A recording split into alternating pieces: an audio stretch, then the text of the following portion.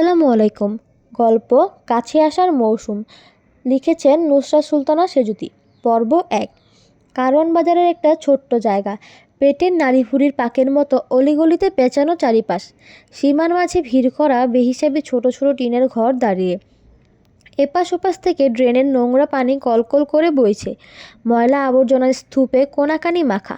আলো বাতাসের স্বল্পতা দিয়ে তৈরি এই জায়গা বস্তি নামে পরিচিত, যেখানে পরিচ্ছন্ন জলের দেখা পাওয়া যায় না বললেই চলে।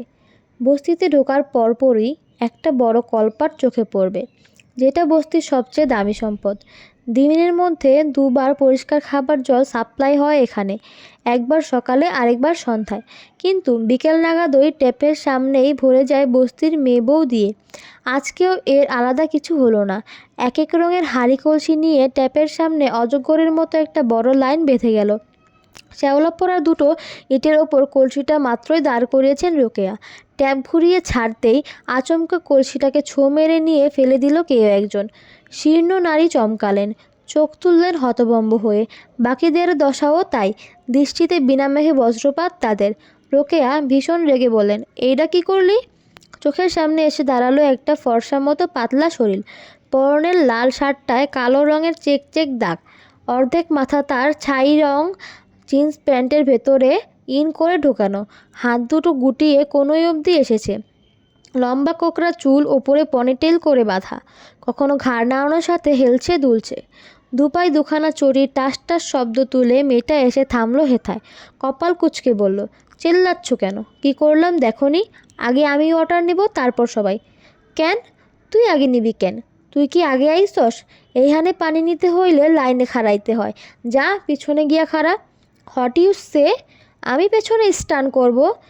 ইউ পাগল মহিলা! তুষি কখনো পেছনে স্টান করে না। তুষি যেখানে দাঁড়ায় লাইন সেখান থেকে শুরু হয়। রুমা বিরক্ত গলায় বললেন, আবার শুরু হইল। এই মাইয়া যখনই পানি নিতে আইব একটা না একটা ক্যাসাল লাগবই এখানে। এইটা কি তোর মামার বাড়ি পাইছস তুষি? আমরা ঘন্টা ধইরা লাইনে খাড়ামো আর তুই আইয়াই পানি লইয়া যাবি? তুষির চেহারা অপরিবর্তিত, হাবভাবেও হেলদোল হলো না। মাথা নাচিয়ে বলল, বললাম না আমি আগে ওয়াটার নেব। এত কথা তো ভালো লাগে না। I not like this. Rokeya মুখ বাঁকালেন। ইংরেজি বলে ভাব দেখাচ্ছে। পরিস্থিতি তো ওই ক্লাস 3 অবধি। তোর লেখাপড়ার দৌড় বুঝি আমরা জানি না? পড়াশোনা নিয়ে খোঁচা? তুষির ভীষণ সম্মানে লাগলো। চোখ পাকিয়ে বলল, হাউ সাহস অফ ইউ! একদম ফালতু টক করবে না। তাও তো আমি স্টাডি করেছি। তোমরা তো স্কুল আই দিয়েও দেখনি। আই বুঝেছো তো? চোখ চোখ, মূর্খ মুরব্বী কোথাকার। তিনি চটে বললেন, এই তুষি, এই বাজে কথা কবি না কিন্তু। তুষিও পাল্টা খেপে বললেন, আইরাঙাচ্ছ কাকে? ভুলে যেও না আমি কে। দি সেলিব্রিটি তুষি। এই বস্তিতে যাকে সবাই এক নামে চেনে। তোমাদের কজন চেনে শুনি? রুমা ভেংচি কাটলেন, কণ্ঠে বিদ্রুপ। রে আমার সেলিব্রিটি! করস তো চুরি, চোর আবার সেলিব্রিটিও হয়? তুষির বড় বড় চোখ গুরুতর হলো। মহাভারত অশুদ্ধ হওয়ার মতন খবর শুনলো যেন। আঙুল তুলে বলল, স্কুচ মি, হু চোর? একদম আমাকে চোর টক করবে না। ঘাপটি মেরে চুরি করি না আমি। দিনের বেলায় বুক ফুলিয়ে সবার সামনে দিয়ে ম্যানদের পকেট মারি। এখন অবধি 500 লোকের পকেট কেটেছি, কিন্তু কেউ কিচ্ছু করতে পারেনি। ধরা পড়া তো অনেক লং ব্যাপার। এটা আর চুরি এক হলো? অবশ্য ইউ কি বুঝবে, মুরত তো শুধু বরের পকেট কাটার। এসবের জন্য যোগ্যতা লাগে, বুঝলে? যোগ্যতা। বলতে বলতে হাত দিয়ে চুলটা ব্যাক ব্রাশ করলো তুষি। চোখে মুখে কি গর্ব। বাকিরা মুখ চাওয়াচাই করলেন। চেহারায় তাদের হতবুদ্ধি ভাব। পকেট মারতেও যোগ্যতা লাগে? তুষি বলল, যাকগে, হেভি বাজে টক করেছ, নাও সরো, ওয়াটার নেব। এগোতে নিলেই ফের বাদ সাধলেন রোকেয়া। না, আমি আগে আইসি, আমি আগে নিমু। তুষি চসূচক শব্দ করলো। ডিসকাস্টিং! ইউ ভালোই ভালো ডোন গো, তাই না? ঠিক আছে, আসো মারামারি ধরি। ইউ জিতলে ইউ নেবে, আই জিতলে আই। দুহাতের মুঠো করে শরীরটা একটু পেছালো তুষি। বক্সারদের মতো হাবভাব করে বলল, কাম, এসো। এ যাত্রায় নিভে গেলেন রোকেয়া। তুষির চালচলন ছেলেদের মতো, পরেও বেটা ছেলের পোশাক। মেয়েলি কোনো স্বভাবই নেই, বড্ড মারকুটে গোছের। সেবার তো বস্তির আক্কাস আলী ওকে চোখ টিপেছিল বলে একেবারে মেইন পয়েন্টের ব্রেক কষে দিয়েছে। এমন ডান পিটে মেয়ের সাথে গায়ের জোরে পারবেন তিনি? কিন্তু শঙ্কার ছাপ মুখাভাবে ফেলতে দিলেন না রোকেয়া। কণ্ঠের ধার বজায় রেখে বললেন, ডর দেখাস আমারে? তুষি ফের হাতটা চুলে বোলালো, হোয়াই ভয় দেখাবো, এসো, তারপর আন্ডারস্ট্যান্ড করবে। এতক্ষণের এই তর্কে বিরক্ত বাকিরা। তুষি যা গোয়ার, সবার আগে পানি নেবে মানে নেবেই। শুধু শুধু সময় নষ্ট হচ্ছে দেখে একজন বললেন, তিন্নির মা, ওরে যাইতে দাও, এই মাইয়ার লগে মুখ লাগাইয়া বস্তিতে কেউ জিতছে কখনো? যা তুষি, তুই পানি নিয়ে যা। তুষি প্রসন্ন হাসলো, মাথা নাচিয়ে বলল, ভেরি গুড।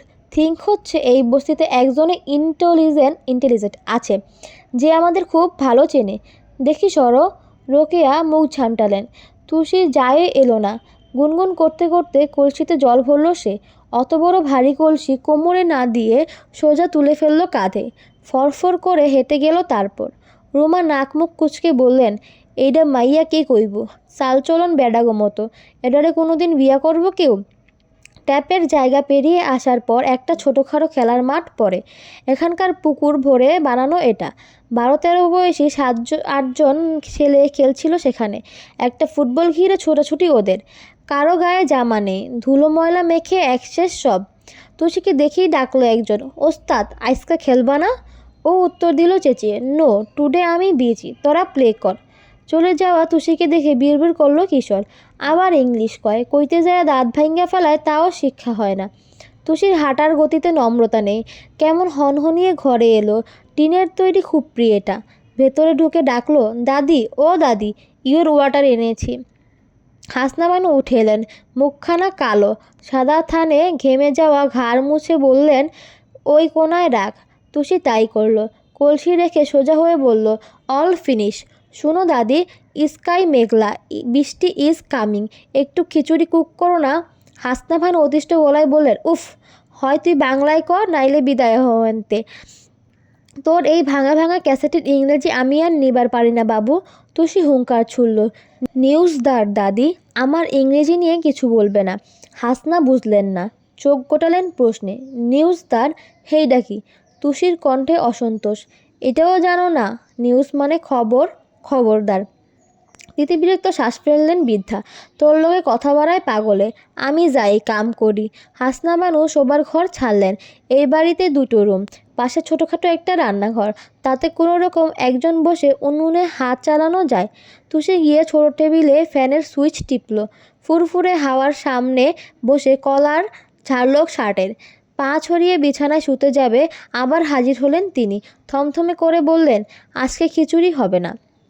বাধা পেয়ে তুষি আর শুলো না। কপাল কুঁচকে বলল, হবে না, হোয়াই? খিচুড়ি রান্নু কি আমার মাথা দিয়া? বাইতে চাইল ডাইল কিছু আছে? শেষ কবে বাজার করছিলি কি কত? তুষির মনে নেই। মাথা নেড়ে বলল, সেটা তো থিঙ্ক করতে পারছি না।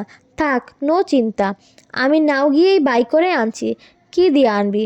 গোলাপের আগেই চাইলেই টিয়াই তো বাকি আছে, এইবার গেলে কোনো কিছু দিব? তুষির বিশেষ উদ্যোগ এলো না, উল্টে হাসলো দাঁত মেলে। বিফোর গো, তারপর সে। ঘাড় দুলিয়ে ফুরফুরে ভঙ্গিতে চলে গেল মেয়েটা। প্রস্থান দেখে হাসনা মাথা নাড়লেন দুপাশে। চোখে মুখের এক আকাশ বিরক্ত চেপে বললেন, আবার ইংজিরি?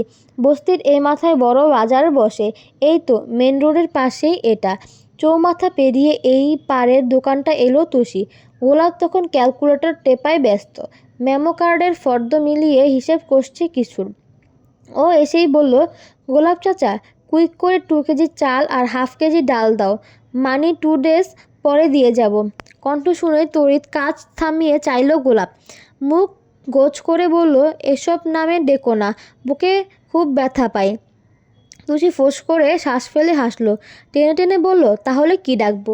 গোলাপের ঠোঁটে লাজুক হাসি। ডাকো যা ইচ্ছা। ওর কণ্ঠে রসিকতা। তাহলে গোলাপ ভাই ডাকি? গোলাপ মন খারাপ করে বলল, আহা, আবার ভাই কেন? তুষি ঠোঁট চেপে হাসলো, সুর দিয়ে ডাকলো, গপু, গপু শুনছ? গোলাপ মুচড়ে উঠল খুশিতে।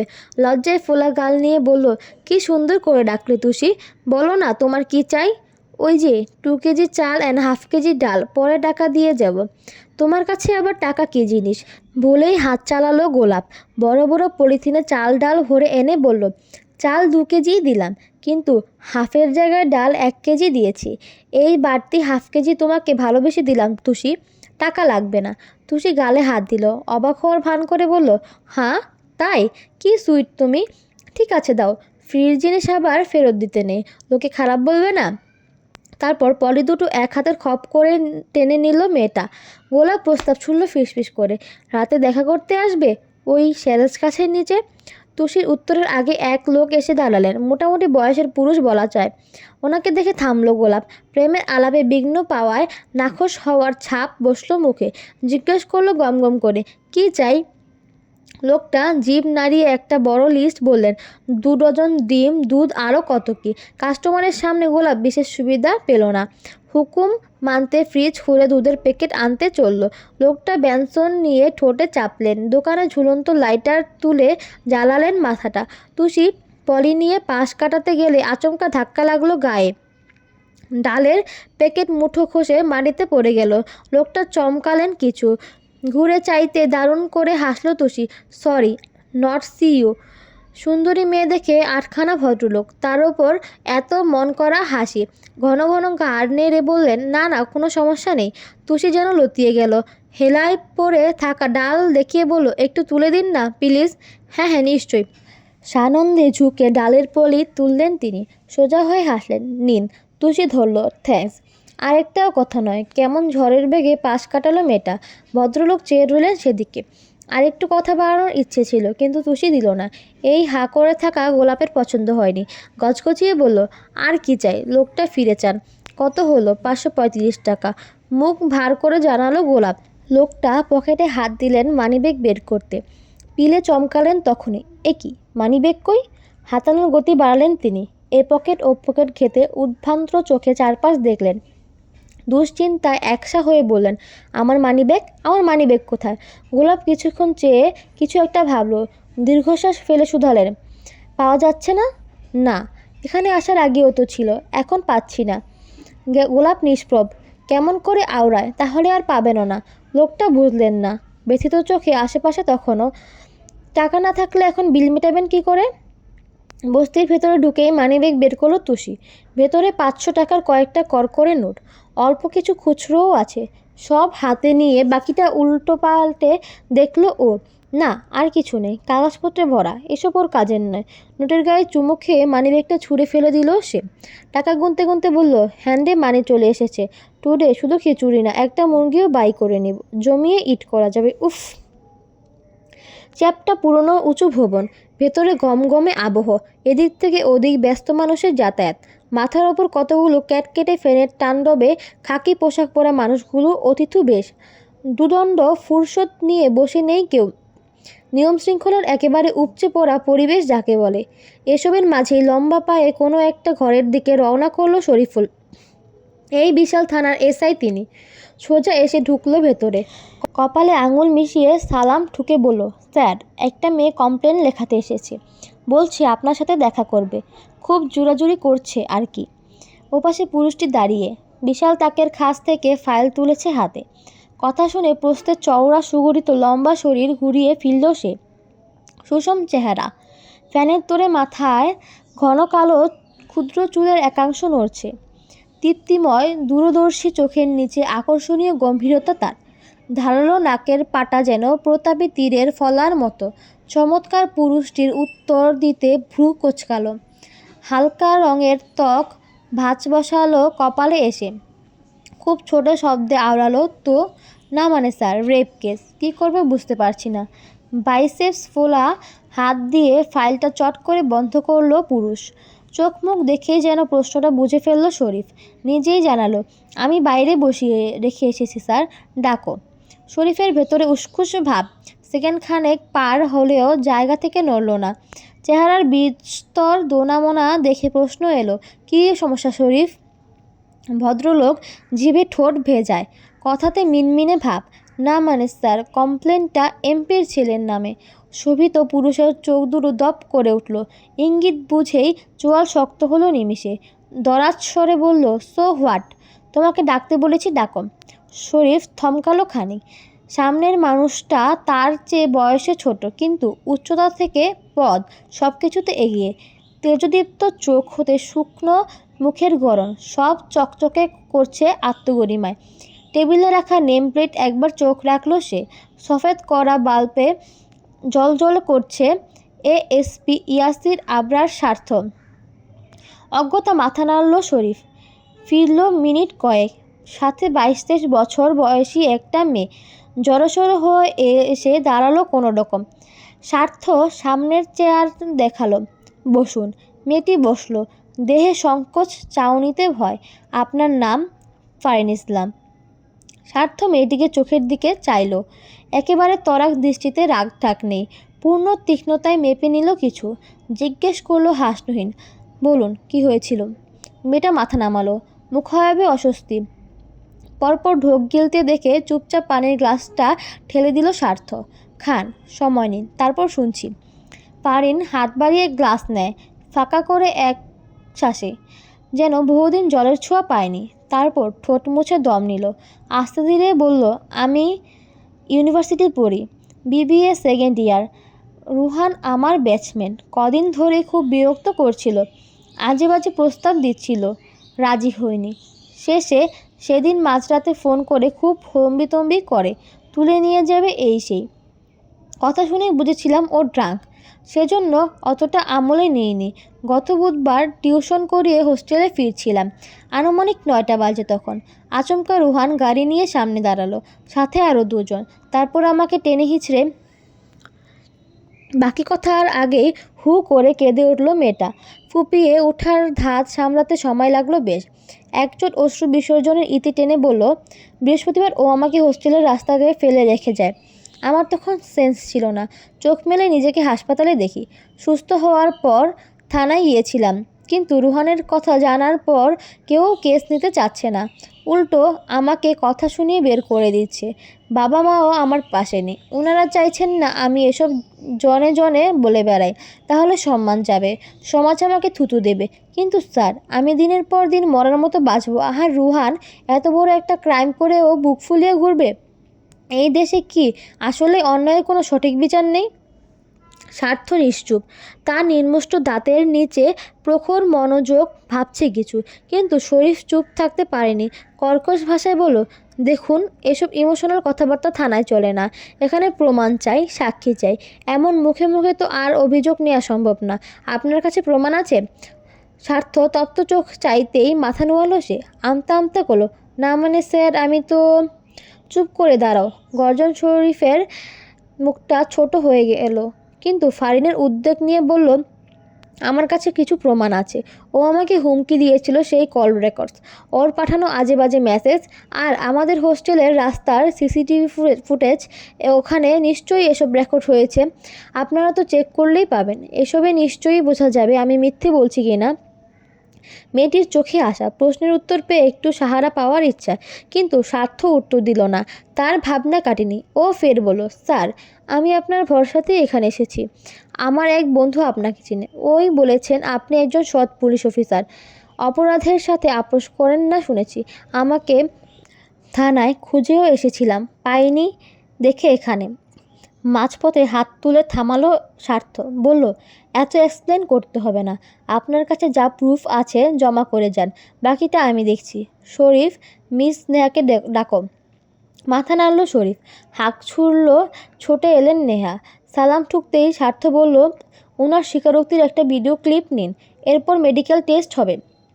জি স্যার, আপনি আসুন আমার সাথে, শেষটুকু ফারিনকে বললেন নেহা। মেয়েটা জড়তা নিয়ে উঠে দাঁড়ালেও মুখমণ্ডলে স্বস্তি। মনে হচ্ছে এবার সঠিক কিছু হবে, হয়তো ইজ্জত হরণের সুষ্ঠু বিচার পাবে সে। ততক্ষণে স্বার্থ উঠে দাঁড়িয়েছে, ব্যস্ত ভঙ্গিতে মাথায় পুলিশের টুপিটা চাপালে 2 পা এগিয়ে এলো শরীফ। ভেতরকার উৎকণ্ঠা গিলে বলল, এখন কি করব স্যার? জিপ রেডি করো। ভদ্রলোক চেহারার বিদ্যুৎ স্ফুরণ, স্যার আপনি কি? মাঝপথেই দগদগে স্বরের জবাব এলো, I am going to arrest the bastard. Sharif আঁতকে ওঠে। স্বার্থ এলাকার অন্তর্ভুক্ত হয়েছে বেশি দিন হয়নি, তাই ভালো করে কিছু জানে না। এই এমপি তো যে সে লোক নয়, এর অনেক জায়গায় হাত, তার ওপর আবার কমিশনের চাচাতো ভাই। বলতে চাইল, স্যার, কোনো সমস্যা হলে? ফিরে চাইল স্বার্থ, স্থূল ভ্রুটা তুলে শুধালো, কিসের সমস্যা? না মানে স্যার, এমপির সাথে রূপক স্যারের চলাফেরা ভালো, চাকরি নিয়ে কোনো এফআইআর লেখা হয়েছে? কথার মাঝে হঠাৎ প্রশ্ন। শরীফ ঘাবড়ে গেল কিছু। এই বাক্যের এই উত্তর আশা করেনি। একটু থমকে বলল, জি। সাক্ষী রেডি? জি। প্রুফ? এবারেও উত্তর এলো, জি মানে সব রেডি। স্বার্থর স্বর অটল। নো মোর দেন। সময়ের কাজ সময়ে করা পুলিশের দায়িত্ব শরীফ। এটা বাংলা সিনেমা নয় যে তুমি প্রত্যেকবার মারপিট শেষে গিয়ে পৌঁছবে। একটা মেয়ে রেপড হয়েছে আর তুমি তোমার চাকরি নিয়ে ভাবছো? মুখের ওপর কঠোর জবাবে শরীফ মাথা নিচু করল। Sorry sir. স্বার্থ কিছু বলল না। প্রতাপী পায়ে হাঁটা ধরল ঘুরে। অজ্ঞতা মুখ গুজে করে পিছু নিল সেও। এতদিন কি আরামটাই না থাকতো এখানে। কর্তৃপক্ষ যে কার বুদ্ধিতে স্বার্থকে এই থানায় দায়িত্ব দিয়েছে, সারাক্ষণ শুধু রুলস আর জ্ঞান। ধুর। Jeep ready. আরও কজন পুলিশের সাথে একজন মহিলা কর্মচারীও আছেন। স্বার্থ ওঠার সময় মুঠোফোন বাজলো। সিটে বসতে বসতে কানে গুঁজল সে। ওপাশ থেকে মা হড়বড়িয়ে উঠলেন। কিরে স্বার্থ, কোথায় তুই? ডিউটি টাইম মা, কোথায় থাকবো তাহলে? এখনও থানায়? আমি যে সকালে বলে দিলাম সন্ধ্যায় তোর জন্য মেয়ে দেখতে যাব। তো যাও, আমাকে বলছো কেন? ও মা, এ আবার কি কথা? আমরা একা গিয়ে দেখবো, তুই দেখবি না? জরুরি কাজে যাচ্ছি, এখন এসব হবে না। তোমরা গিয়ে দেখে আসো। মা মন খারাপ করলেন। তোকে ছাড়া কিভাবে যাই? স্বার্থ নিরুৎসাহিত। কেমন কাঠখোট্টা বলল, তাহলে যেও না, রাখছি এখন। বলেই লাইন কাটলো সে। শরীফ আলগোছে হাসল। ইয়াসিরের চোখে পড়ল সেটা। সোজা রাস্তায় চেয়ে বলল, হাসির কি হয়েছে? ভদ্রলোক ঠোঁট সামলেও মনের কথায় চাপ পড়ল। বলল রয়েছে, না মানে স্যার, ক্রিমিনাল ধারার জন্য আপনি মেয়ে দেখাও বাদ দিয়ে দিচ্ছেন? এর আগেরবারও এরকম হলো, আজকেও তাই। মেয়েরা এমনিতেই বরের বেশি ব্যস্ততা পছন্দ করে না, সেখানে বারবার এমন করলে তো আপনাকে কেউ বিয়ে করতেও ভয় পাবে। স্বার্থ এমনভাবে তাকালো, শরীফের শ্বাস আটকে পড়ল গলায়। ছোট কণ্ঠে বলল, সরি স্যার। সে মুখ খুলল শক্ত বাক্যে, আমার কাছে দায়িত্ব আগে। যে পোশাক পরেছি তাতে বিয়ের থেকেও ক্রিমিনাল ধরাটাও আগেই হওয়া উচিত।